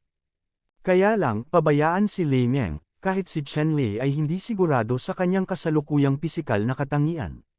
Pagkatapos ng lahat, ang pangangatawan ng innate Thunder Spirit Saint Body ay hindi umiiral sa anumang mga sinaunang talaan. Naramdaman na lang niya na mas malakas siya kaysa dati, at ang kontrol niya sa kulog at kidlat ay mas malakas kaysa dati, at kaya niyang kontrolin ang kapangyarihan ng kulog at kidlat halos ayon sa gusto niya. Ano ang antas ng iyong paglilinang ngayon? Tanong ulit ni Lei Meng. Sinuri ni Chen Lei ang kanyang cultivation behavior at tumangala at sinabing, Guro, ang kasalukuyang cultivation behavior ko ay nasa ikasyam na antas pa rin ng totoong Qi realm, at hindi pa nakakapasok sa Ningyuan realm. Gayunpaman, nararamdaman ko ito, na you can break through to the Ningyuan realm anytime. Panipit. Nasa totoong kapaligiran pa rin ito. Ito ay talagang pambihira. Nang marinig ni Lei Meng ang mga salita ni Chen Lei, lalo siyang namangha sa malalim na pundasyon ni Chen Lei. Nakakuha siya ng ganoong pagkakataon at pakikipagsapalaran laban sa langit. Ang karaniwang henyo ay maaaring nakalusot sa kaharian ng totoong Qi matagal na ang nakalipas. Posibleng makapasok sa Evil Realm at sagang Evil Realm. Ngunit ngayon ang kaharian ni Chen Lei ay hindi pa rin bumuti. Ito ay sapat na upang ipaliwanag ang isang bagay, iyon ay, ang napakalaking enerhiya na ito ay naglatag lamang ng matatag at matibay na pundasyon para kay Chen Lei. Kung mas matatag ang pundasyon, mas malaki ang mga tagumpay sa hinaharap na mas alam ni Lei Meng ang katotohanan ito kaysa sinuman. Huwag tingnan ang ilang mga henyo na napakabilis na dumaraan ngayon, ngunit lahat sila ay kumakain ng potensyal sa hinaharap. Kung ang pundasyon ay malalim at matatag ay ang makaharing paraan. Chen Lei, hindi ka dapat magsabi ng anuman tungkol sa oras na ito, dahil napakabihirang sabihin ito, at haantong ito sa kapahamakan. Ikaw lamang, ang master at apprentice, ang nakakaalam tungkol sa bagay na ito, at kahit ang Diyos ay nakakaalam na hindi na kailangang sabihin sa kanya, meron na. Sa wakas ay hinimok ni Lei Meng si Chen Lei ng same time. Paanong hindi alam ni Chen Lei ang mahika ng pakikipagsapalaran na ito? Noong siya ang Lightning Emperor, hindi siya nagkaroon ng ganoon kalaking yaman. Siyempre, mas kaunti ang nalalaman ng mga tao tungkol sa ganitong uri ng pakikipagsapalaran, mas mabuti. Agad siyang tumanggo at sinabi, Guru, naiintindihan ng aking alagad. Ngumiti si Lei Meng at sinabing, alamin mo lang. Pagkatapos, muling sinabi ni Lei Meng, Lei sa Zuan Lei Pek, wala akong gagabay sa iyo, kaya wala akong pakialam sa iyong paglilinang. Kung makatagpo ka ng isang bagay na hindi mo naiintindihan, maaari kang halika at tanungin ako, saan mo pa gustong magsaka, at iyon, lumakad sa labas, huwag mahulog sa aking reputasyon bilang Zuan Leifeng. Ang prinsipyo ko sa Zuan Leifeng sa paggawa ng mga bagay ay magagawa mo ito. Sa panahong iyon, hindi na natin gagalaw ang ating mga labi, tandaan na maging guro. Sa Xuantian sect na ito, kahit na anong kakilakilabot na sakuna ang idulot mo, ikaw ang magiging guro na maghahatid nito para sa iyo. Panipi. Matapos makinig sa mga tagubilin ni Lei Meng, naramdaman ni Chen Lei ang labis na pag-aalala sa kanyang init ng ulo, lalo na ang prinsipyo ng paggawa ng mga bagay ng hindi nagsasalita. Masyadong totoo iyon. Dahil ang problema ay maaaring malutas sa pamamagitan ng kamay, kailangan mo pa ring makipag-usap, anong ginagawa mo? Mataimtim na sinabi ni Chen Lei, oo, guro, ang aking disipulo ay tiyak na hindi magiging aking katanyagan bilang Zuan Leifeng. Sige, punta ka dito ngayon. Ang Profound Thunder Palace na ito ay walang laman sa loob ng daan-daang taon. Maaari kang pumili ng isang bahay na tirahan. Wala akong pakialam. Makakatulog ako ng maayos para sa guro. Hindi maliit ang pagpapasigla ni Lei Ming ngayon, at hindi pa rin mapakali ang kanyang kalooban, at talagang nakaramdam siya ng pagod. Sige, ipadala mo kay Master. Yumuko si Chen Lei. Basta ingatan mo ang sarili mo. Ang figure ni Lei Ming ay nanginginig, nawala ng walang bakas, at ang gayong pangungusap ay umalangaw sa hangin. Sa pagtingin sa desyerto na taluktok ng bundok, sinabi ni Chen Lei sa kanyang sarili, hindi masamang magkaroon ng ganoong Panginoon, at least walang makakapigil sa akin. Para sa pagsamba kay Zuan Leifeng, ang orihinal na pakiramdam ng kawalang kasiyahan ni Chen Lei ay ganap na nawala. Hindi banggitin na ang ugali ni Lei Meng ay halos kapareho sa kanya, at ang pakikipagsapalaran sa Lei Qi na ito ay sapat na upang gawin siya sa lahat ng mga gastos, oras na para sambahin ang Zuan Leipik. Si Chen Leishen ay nagpunas ng kanyang mga mata, ang kanyang katawan ay naging isang kislap ng liwanag, at siya ay dumiretso sa maluwang na silid. Ang hangin ay pumasok at pinilit na lumabas ang lahat ng alikabok sa silid. Ang buong silid ay naging kasing linas ng isang bathtub. Pagkatapos lamang ay nakaupo na naka-cross-legged at nagsimulang maingat na obserbahan ang mga pagbabago sa katawan. Kabanata 108. Sa sandaling ito, ang katawan ni Chen Lei ay tila binubuo ng laman at dugo, ngunit sa katunayan, sa laman at dugong ito, bawat cell ay naglalaman ng hindi maisip na malaking enerhiya ng kidlat. Ang napakalaking enerhiya ng kidlat ay naglalaman ng pagkawasak. Ramdam ni Chen Lei ang kapangyarihan ng langit at lupa, hanggat gusto niya, madali niyang masira ang isang malaking bundok sa isang suntok. Ngayon, ilang gene ang physical strength niya? Ito ba ay 1,000,000, 2,000,000, o 8,000,000, 10,000,000 gene? Hindi ito matansya ni Chen Lei. Sa oras na ito, ang kanyang kaluluwa ay nasa ilalim din ng lakas ng kulog at kidlat, 100 ulit na pagtaas, at ngayon ay nararamdaman ni Chen Lei na ang kanyang kaluluwa ay sapat na ang lakas upang magkaroon ng banal na kamalayan. Divine Consciousness, ibig sabihin, kapag naabot mo lang ang wuwang level ng Transformation Realm, kapag ang Divine Soul ay sobrang siksik, posible bang linangin? At ang kaharian ng antas ni King Wu, sa buong kaharian ng Chu, ay itinuturing na bilang ang pagkakaroon ng mga nangungunang master, ang paglilinang ng Sect Master Xuantian, ang kanyang master na si Lei Meng at iba pa ay antas lamang ni King Wu. Siyempre, ang espiritual na kamalayan ni Chen Lei ay napakahina pa rin, halos katumbas ng unang antas ng Martial King Realm. Ngunit para sa mga ordinaryong tunay na Qi Realm disciples, isa na itong antas ng lakas na lumalaban sa langit. Siya nga pala, may Xuantian Soul Cultivating Pill na ito. Maaaring doblehin ang kaluluwa kapag natupok sa totoong estado ng Qi. Ako ay nasa isang estado ng totoong lakas ngayon, at maaari ko itong inumin ng buo. Biglang may naalala si Chen Lei, at nang i-flip niya ang kanyang kamay, may dagdag na Xuantian Soul Nurturing Pill sa kanyang kamay, na siyang reward na napanalunan niya sa pagkuha sa unang pwesto sa evaluation test. Nang walang pag-aalinlangan, direktang nilunok ni Chen Lei ang Xuantian Soul Cultivation Pill na ito. Bigla, naramdaman niya ang isang misteryosong kapangyarihan na sumanib sa kaluluwa, na naging isang solidong kaluluwa ng lilang kristal na brilyante, biglang damobol muli, at ang kamalayan na natamo niya mula rito ay damobol din ng sabay, na umabot sa after level of consciousness divine consciousness, inilabas mula sa katawan, sa loob ng 100 metro, ito ay ganap na natatakpan ng banal na kamalayan.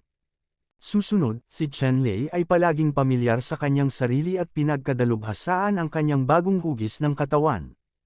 Habang mas naging pamilyar ang muling hugis ng katawan na ito, mas nabigla si Chen Lei. Matapos niyang lubusan ang katawan na ito, mahigit 2 buwan na ang lumipas. Ngayon, kumpiyansa si Chen Lei na umaasa lamang sa pisikal na lakas na ito. Maaari niyang talagang pasabugan ang kapangyarihan sa ibaba ng 3 antas ng kaharian ng masamang demonyo. Kahit na ang malakas sa 5 antas ng masasamang kaharian ng demonyo ay kayang labanan siya. Nasa totoong Chi realm pa rin ako. Kung maabot mo ang Ningyuan realm, tataas ang iyong lakas ng 10 o 10 beses. Sa oras na iyon, natatakot ako na ang karaniwang powerhouse sa 7 o 8 palapag ng Gang Evil Realm, hindi ko ito itago sa iyong paningin. Panipik. Si Chen Lei ay may kumpiyansa na nag-isip, kung talagang makapasok siya sa Ningyuan Realm, isang master tulad ni Song Hongxian, hindi niya kailangang matakot, maaari niyang direktang pasabugan ang kanyang buhay sa kanyang lakas. Panahon na rin para makapasok sa Ningyuan Realm. Pagkalipas ng 2 buwan, umupo si Chen Lei sa tuktok ng Xuanlei Peak, tumingin sa mga ulap sa itaas ng kanyang ulo, at tumayo. Sa nakalipas na 2 buwan, sa tuktok ng Xuanlei Peak, muling namuo ang isang malaking bagyong may kapal na libu-libong metro. Sa panahong ito, espesyal na ginalugad ni Chen Lei ang kapatagan ng Xuanlei Peak at natuklasan na ang Xuanlei Peak ay talagang isang natural na porma sayo ng mga Thunder Formation.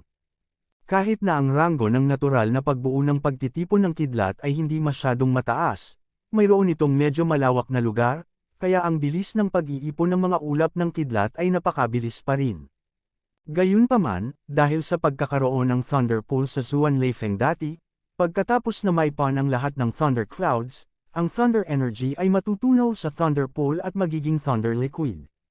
Ngayon na ang Thunder Pool ay isinama sa katawan ni Chen Lei, itong Xuanlei Feng ay walang lugar upang pigilan ang enerhiya ng kalangitan. Kung magpapatuloy ito, tiyak na mawawasak ng langit si Xuanlei Feng. Sa hinaharap, ang lugar na ito ay sesilante ng mga ulap at magiging isang mapanganib na lugar. Ngunit ngayon, ang mga nagtitipon na ulap na ito ay ang pinakamagandang pagkakataon para makapasok si Chen Lei sa kaharian ng Ningyuan. Tumingin si Chen Lei sa mga kulog na ulap sa kalangitan, at biglang tumayo, naging isang kislap ng liwanag, at sumugod sa mga ulap.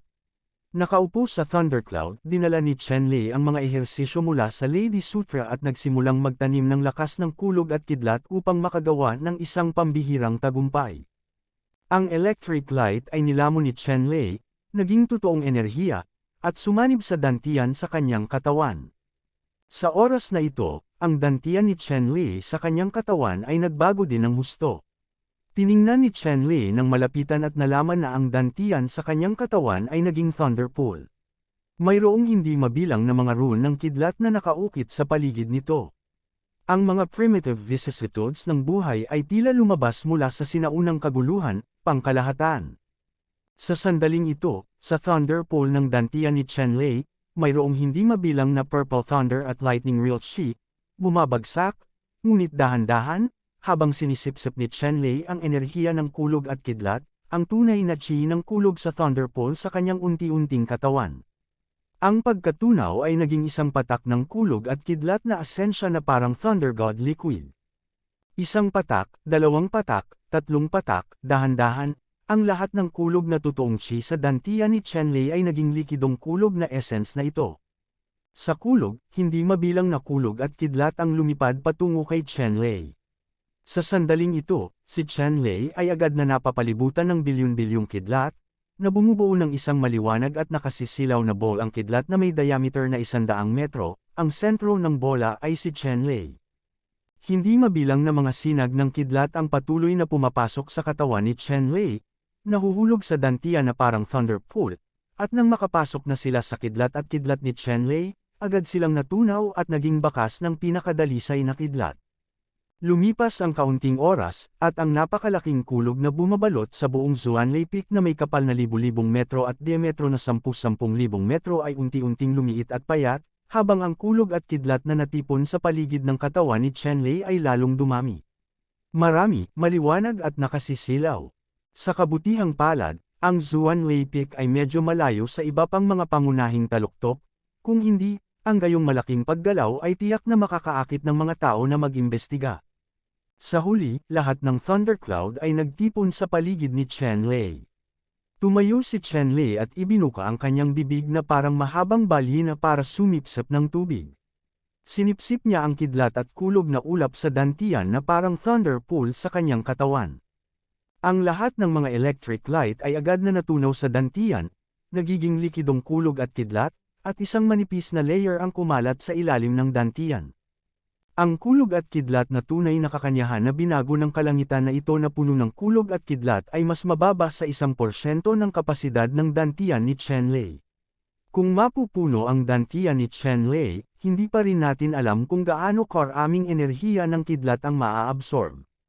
Sa kalangitan sa itaas ng dantian ni Chen Lei, ang mga layer ng itim na ulap ay sobrang siksik, na nakasabit sa kalangitan sa itaas ng dantian, hindi gumagalaw. Ito ay, tumingin si Chen Lei sa loob at nakita niya ang mga ulap ng kulog sa itaas ni dantian, at naantig siya. Ang kulog sa itaas ng dantian ay hindi tunay na kidlat, ngunit isang bihirang kidlat magnetic na masamang espiritu. Katatapos lang niyang makapasok sa Ningyuan Realm, at talagang pinakondensed ang Thunder Magnetic Evil Spirit na lumitaw lamang sa Evil Spirit Realm, paanong hindi magugulat si Chen Lei. Alamin na ang kidlat magnet gangsha na ito, kahit na sa lahat ng gangsha, ay maaaring ituring bilang ang pinakamataas na antas ng gangsha, napakalakas, at masasabing may walang katulad na mapangwasak na kapangyarihan. Ito ba ang benepisyo pagkatapos kong ipanganak muli? Si Chen Lei mismo ay naging manhid sa ganoong pakikipagtagpo sa langit, at nadama na siya ay medyo abnormal, at nagmamadali siyang huwag hayaang mabuhay ang iba. Kabanata 109. Nang mawala ang thundercloud, sa wakas ay nakapasok si Chen Lei sa kaharian ng Ningyuan. Ang totoong enerhiya ng kidlat sa kanyang katawan ay naging tunay na diwa ng kidlat, at pinalamutian niya ang isang malakas na thunder magnet siya, na agad na nagpapataas ng kanyang lakas ng higit sa 100 beses. Sa kasalukuyang lakas ni Chen Lei, sa loob ng parehong kaharian, siya ay ganap na hindi magagapi, kahit na tumawid siya sa isang malaking kaharian, kaya niyang durugan ang kaaway, at lahat ay nagmumula sa sandaling ito laban sa langit. Nakarating si Chen Lei sa tuktok ng Xuanlei Peak. Nakalabas na si Lei Meng sa oras na ito. Nang makita ang hitsura ni Chen Lei sa langit, nasanay na siya. Layer, inayos ko na ang family affairs mo. Sa loob ng 1 taon, hindi kailanman guguluhin ng grupong Blood Wolf Bandit ang pamilya Chen.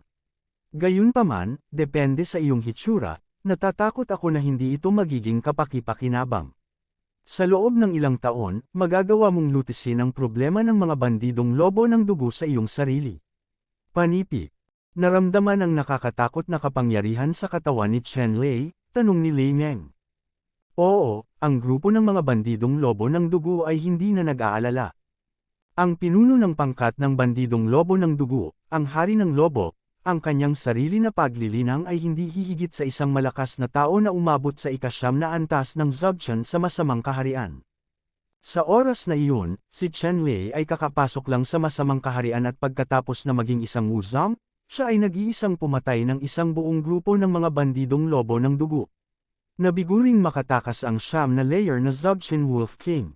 Ngayon, bagamat hindi pa siya nakakarating sa kaharian ng masamang espiritu, o kahit na nakalusot sa unang antas ng kaharian ng Ningyuan, ang kanyang lakas at tagumpay sa kaharian ng masamang espiritu ay mas malakas pa. Hanggat handa si Chen Lei, maaari niyang sirain ang buong bandido ng lobo ng dugo anumang oras. Ang Lady Jing na ito ay talagang isang pinakamataas na paraan ng pagsasanay. Kapag na-convert ko na ang paraan ng ehersisyo na ito sa cultivation, tiwala ako na malapit na akong makalusot sa transformation state at makarating sa Nahay state. Tuwang-tuwa rin si Lei Meng.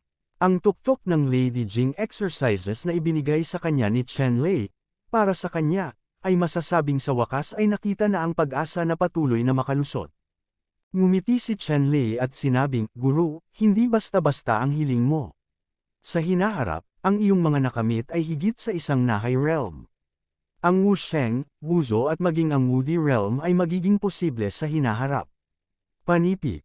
Natawa si Lei Meng at sinabing, sa tingin ko ay hindi pang matagalan ngayon. Hanggat maaari kong masira ang estado ng pagbabago, maabot ang estado ng nahay, at maging isang martial artist, masisiyahan ako. Umiling si Chen Lei at hindi na nagsalita ng marami pagkatapos ng paglinang kay si Lady Jing, paano niya makakamit ang gayong maliliit na resulta. Pagkaalis ni Lei Meng, nagsimula si Chen Lei ng bagong yugto ng paglilinang. Sa pagkakataong ito, kinuha niya ang ibabang bahagi ng Lady Jing na nakuha mula kay Lei Meng at naghanda na pag-aralan ang batas ng kasanayan sa itaas.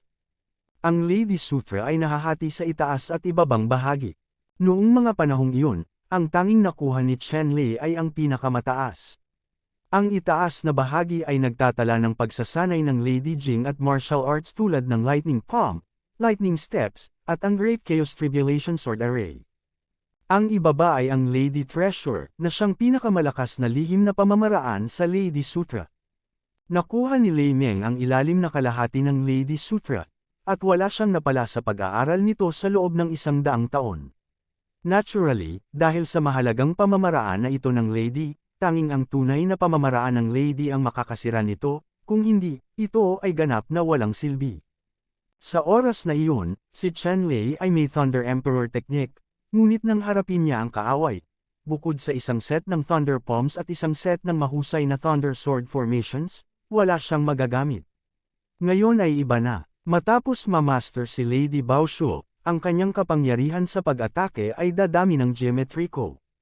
Nang buksan ni Chen Lei ang kayamanan ng Thunder Emperor, nalaman niyang nagtala ito ng halos 100 uri ng kayamanan ng Thunder Emperor, at labis siyang natakot. Gaano kalakas at galing ang sinaunang Lightning Emperor na ito noon? Halos kalahati sa kanila ay nangangailangan ng Transformation Realm na maipakita, at ang ilan ay nangangailangan ng Nahay Realm, Soul Seed Realm, Martial Spirit Realm at Nirvana Realm na maipakita. Si Chen Lei ay Ning Yuan Realm na lang. Iyon lang, walang kwalifikasyon para gumanap sa Thunder Emperor Precious Art. Gayunpaman, ang masasamang espiritu ng kidlat ay namuuna sa kanyang katawan, at halos hindi niya magamit ang likas na kayamanan ng masamang espiritu. At mayroon lamang 3 uri ng kayamanan na maaaring ipakita sa Gang Demon Realm. Tulad ng para sa mga kayamanan na maaaring ipakita sa Ning Yuan Realm, wala. Sa mata ng sinaunang Lady, ang mga kayamanan na ipinakita ng Ning Yuan Realm ay walang iba kundi isang playhouse, at hindi na kailangan. Mayroong 3 uri ng mga kayamanan na ipinakita ng Gang Demon Realm. Ang isa ay tinatawag na Aquarius Lady Seal, ang isa ay tinatawag na Electric Python Strangulation, at ang isa ay tinatawag na Thor's Wings. Kabilang sa mga ito, ang Aquarius Lady Seal ay isang makapangyarihang selyo, pinipino ang kayamanan, at ang paggamit ng ganitong uri ng kayamanan, ay maaaring magbunyag ng isang bote na gawa sa Gangsha True Essence. Ang mga porma sayon ng kulog ay maaaring pumatay at bitag ng mga tao sa loob nito. Ang Electric Python Strangulation ay isang uri ng treasure art na puro kamatayan. Napakalakas ng lethality. Tulad ng para sa iba pang mga wings ng Thunder God, ito ay isang uri ng sining ng katawan, na maaaring ay condensed mula sa manipis na hangin. Parehong kulog at kidlat na mga pakpak ay pinakamataas na kayamanan para sa paghabol at pagtakas. Ang bawat isa sa 3 uri ng kayamanan na ito ay napakalakas, at nangangailangan ng malaking halaga ng tunay na diwa at kapangyarihan ng masamang espiritu. Isang uri lang ng oras ang magagamit ni Chen Lei sa ngayon, at uubusin niya ang karamihan sa Thunder at Lightning Essence at Thunder Magnetism sa kanyang katawan. Sa makatuwid, ang ganitong uri ng kayamanan ay hindi madaling gamitin maliban kung ito ay isang kritikal na sandali ng pagliligtas ng buhay. Si Chen Lei ay tumagal ng higit sa 3 buwan upang makabisado ang 3 kayamanang ito. Kaya lang sa tuwing gagamit lang siya ng isang uri ng kayamanan, at 2 uri ng kayamanan, tuluyan na niyang sisirain ang kanyang kulog at kidlat, ang Thunder Magnet Gang ay up. Sa 3 buwang ito, maraming kulog at kidlat na ulap ang natipon sa kalangitan sa itaas ng Zuan Leifeng. Si Chen Lei ay sumugod sa Thunder Cloud at hinigop ang lahat ng Thunder Cloud at pino ito. Kaya lang, ang pagsipsip ng Thunder Cloud sa pagkakataong ito ay nagpapataas lamang ng Thunder at Lightning True Essence at Thunder Magnetism sa katawan ng mas mababa sa 10%, at ito ay sobra-sobra upang makapasok sa ikalawang antas ng Ningyuan Realm. Sa katunayan, ito ay dahil ang pagtitipid ay masyadong malalim. Ang bawat antas ng promosyon ay nangangailangan ng masyadong maraming enerhiya. Sa isang kisap mata, 6 na buwan na mula noong nag-aral si Chen Lei ng cultivation sa Zuan Leifeng. Sa loob ng 6 na buwang ito, ang lakas ni Chen Lei ay masasabing mabilis na paglaki. Sa nakalipas na 6 na buwan, mabilis na sumulong ang iba pang pinakamataas na alagad. Kung tutuusin, may higit kalahating taon pa. Ito ang araw kung kailan magbubukas ang Kishan Secret Realm. Ang bawat Peak Master ay nasa ilalim ng matinding pressure at personal na nagturo sa mga bagong recruit na disipulo. At para mabigyan sila ng malaking cultivation resources, para lang bigyang daan ang mga bagong promote na disipulong ito na sumikat sa lihim na kaharian ng Kishan makalipas ang 6 na buwan. At ang mga bagong disipulong ito ni Zuan Tianzang ay talagang pambihira sa mga tuntunin ng kanilang mga talento, at natupad nila ang mga inaasahan. Sa kalahating taon, nakalusot sila sa Ningyuan Realm. Mayroon pang ang mabibilis na henyo na nakarating sa ikalawang antas ng Ningyuan Realm. Tulad ng para sa martial arts, bawat isa sa kanila ay sumusulong ng mabilis, at ang kanilang lakas ay tumaas ng higit sa 10 beses nang sila ay unang dumating sa Shantianzong. Pagkatapos ng lahat, sa pagitan ng totoong Qi Realm at Ningyuan Realm, ang lakas ay hindi sa parehong antas.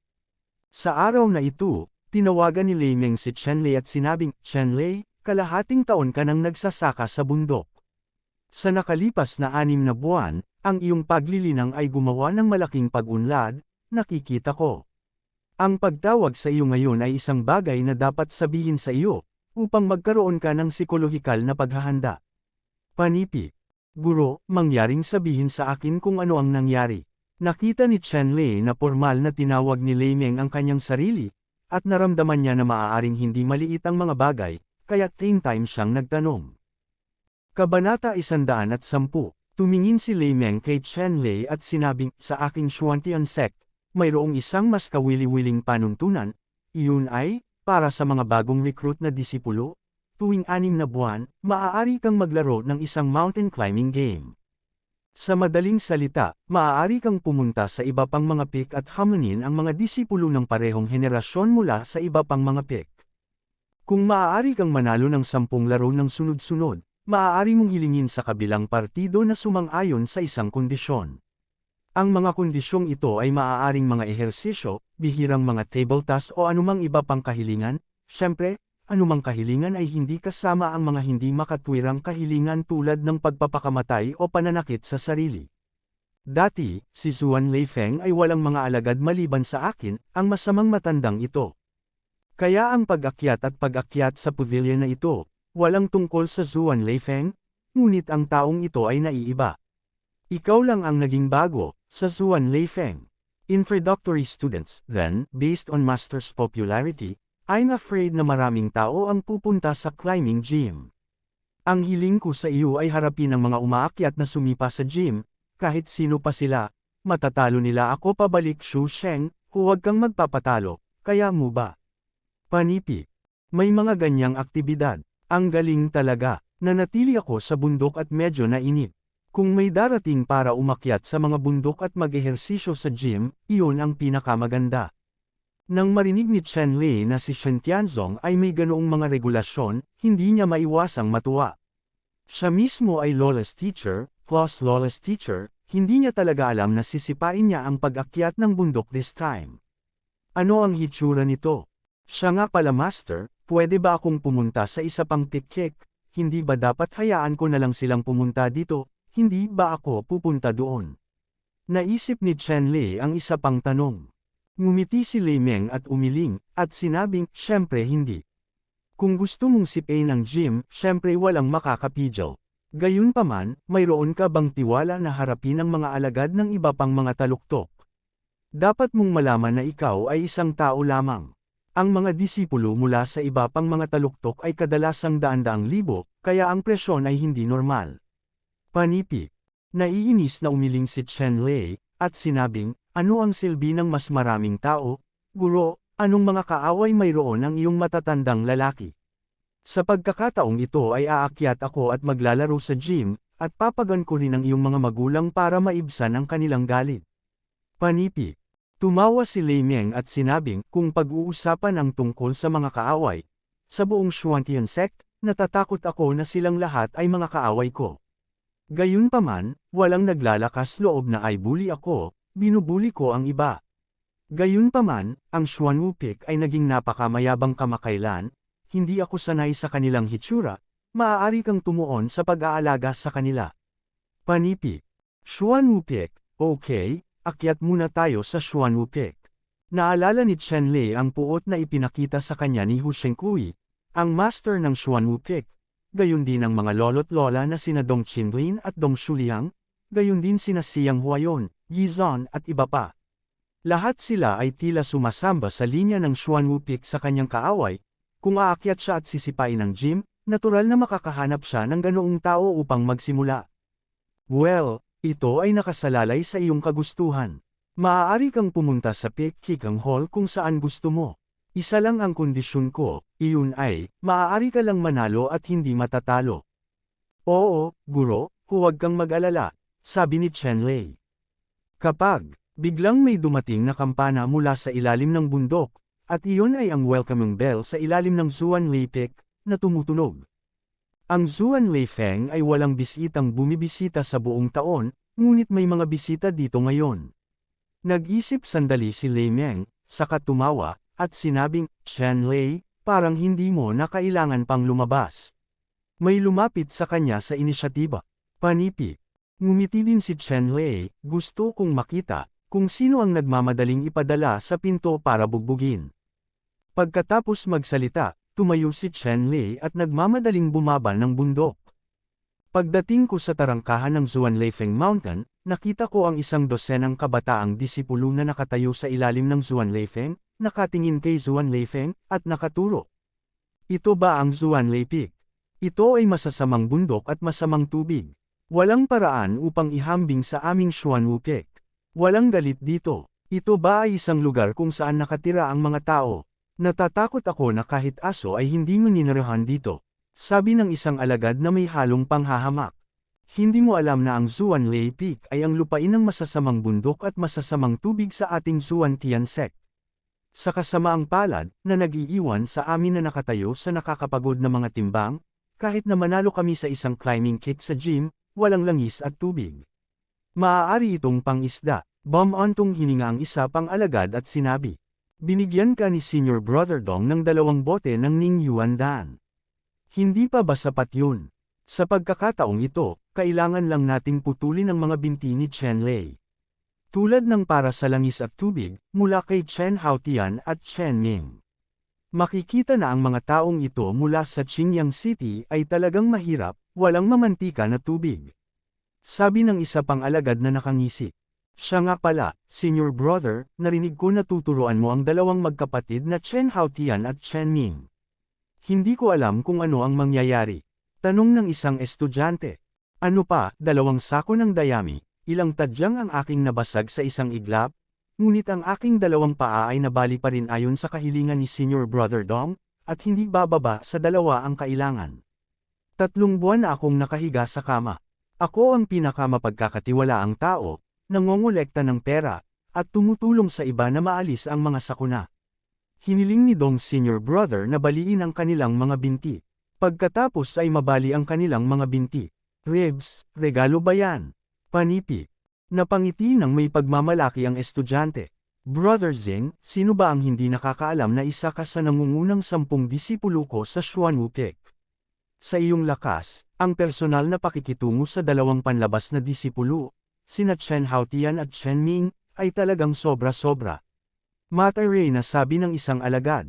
Napangiti si Zing Hong nang may kasiyahan at talagang nasiyahan sa pagsamba ng mga sumusunod na disipulo, at sinabing, hindi ba ito ay dahil sa mukha ni Junior Brother Dong? Kung hindi, paano magiging karapat-dapat ang 2 basurang iyon sa aking personal na pagkilos? Holihis na guhit. Talaga, kung basura, tambak ka ng aso, hindi kasing ganda ng basura. Biglang tumunog ang malamig na boses, hindi tugma sa dating kapaligiran. Sinong nagsusungit, ang nang-ahas na maging bastos sa ating kapatid na si Zing Hangzeng, lumabas ka. Isang disipulo ng Xuan Wukik ang biglang sumigaw at tumingin sa paligid at natagpuan ang isang batang lalaki na may purple na buhok na lumilipad pababa mula sa Xuanli Peak. Sinabi mo lang ang sinabi mo. Lumuhad ka at humingi ng tawad sa ating kapatid na si Hong. Kung mas tapat ka, mapapatawad ka ng ating kapatid na si Hong. Kung hindi, huwag mong sisihin si Lao Su sa pagpunit ng mabahong bibig mo.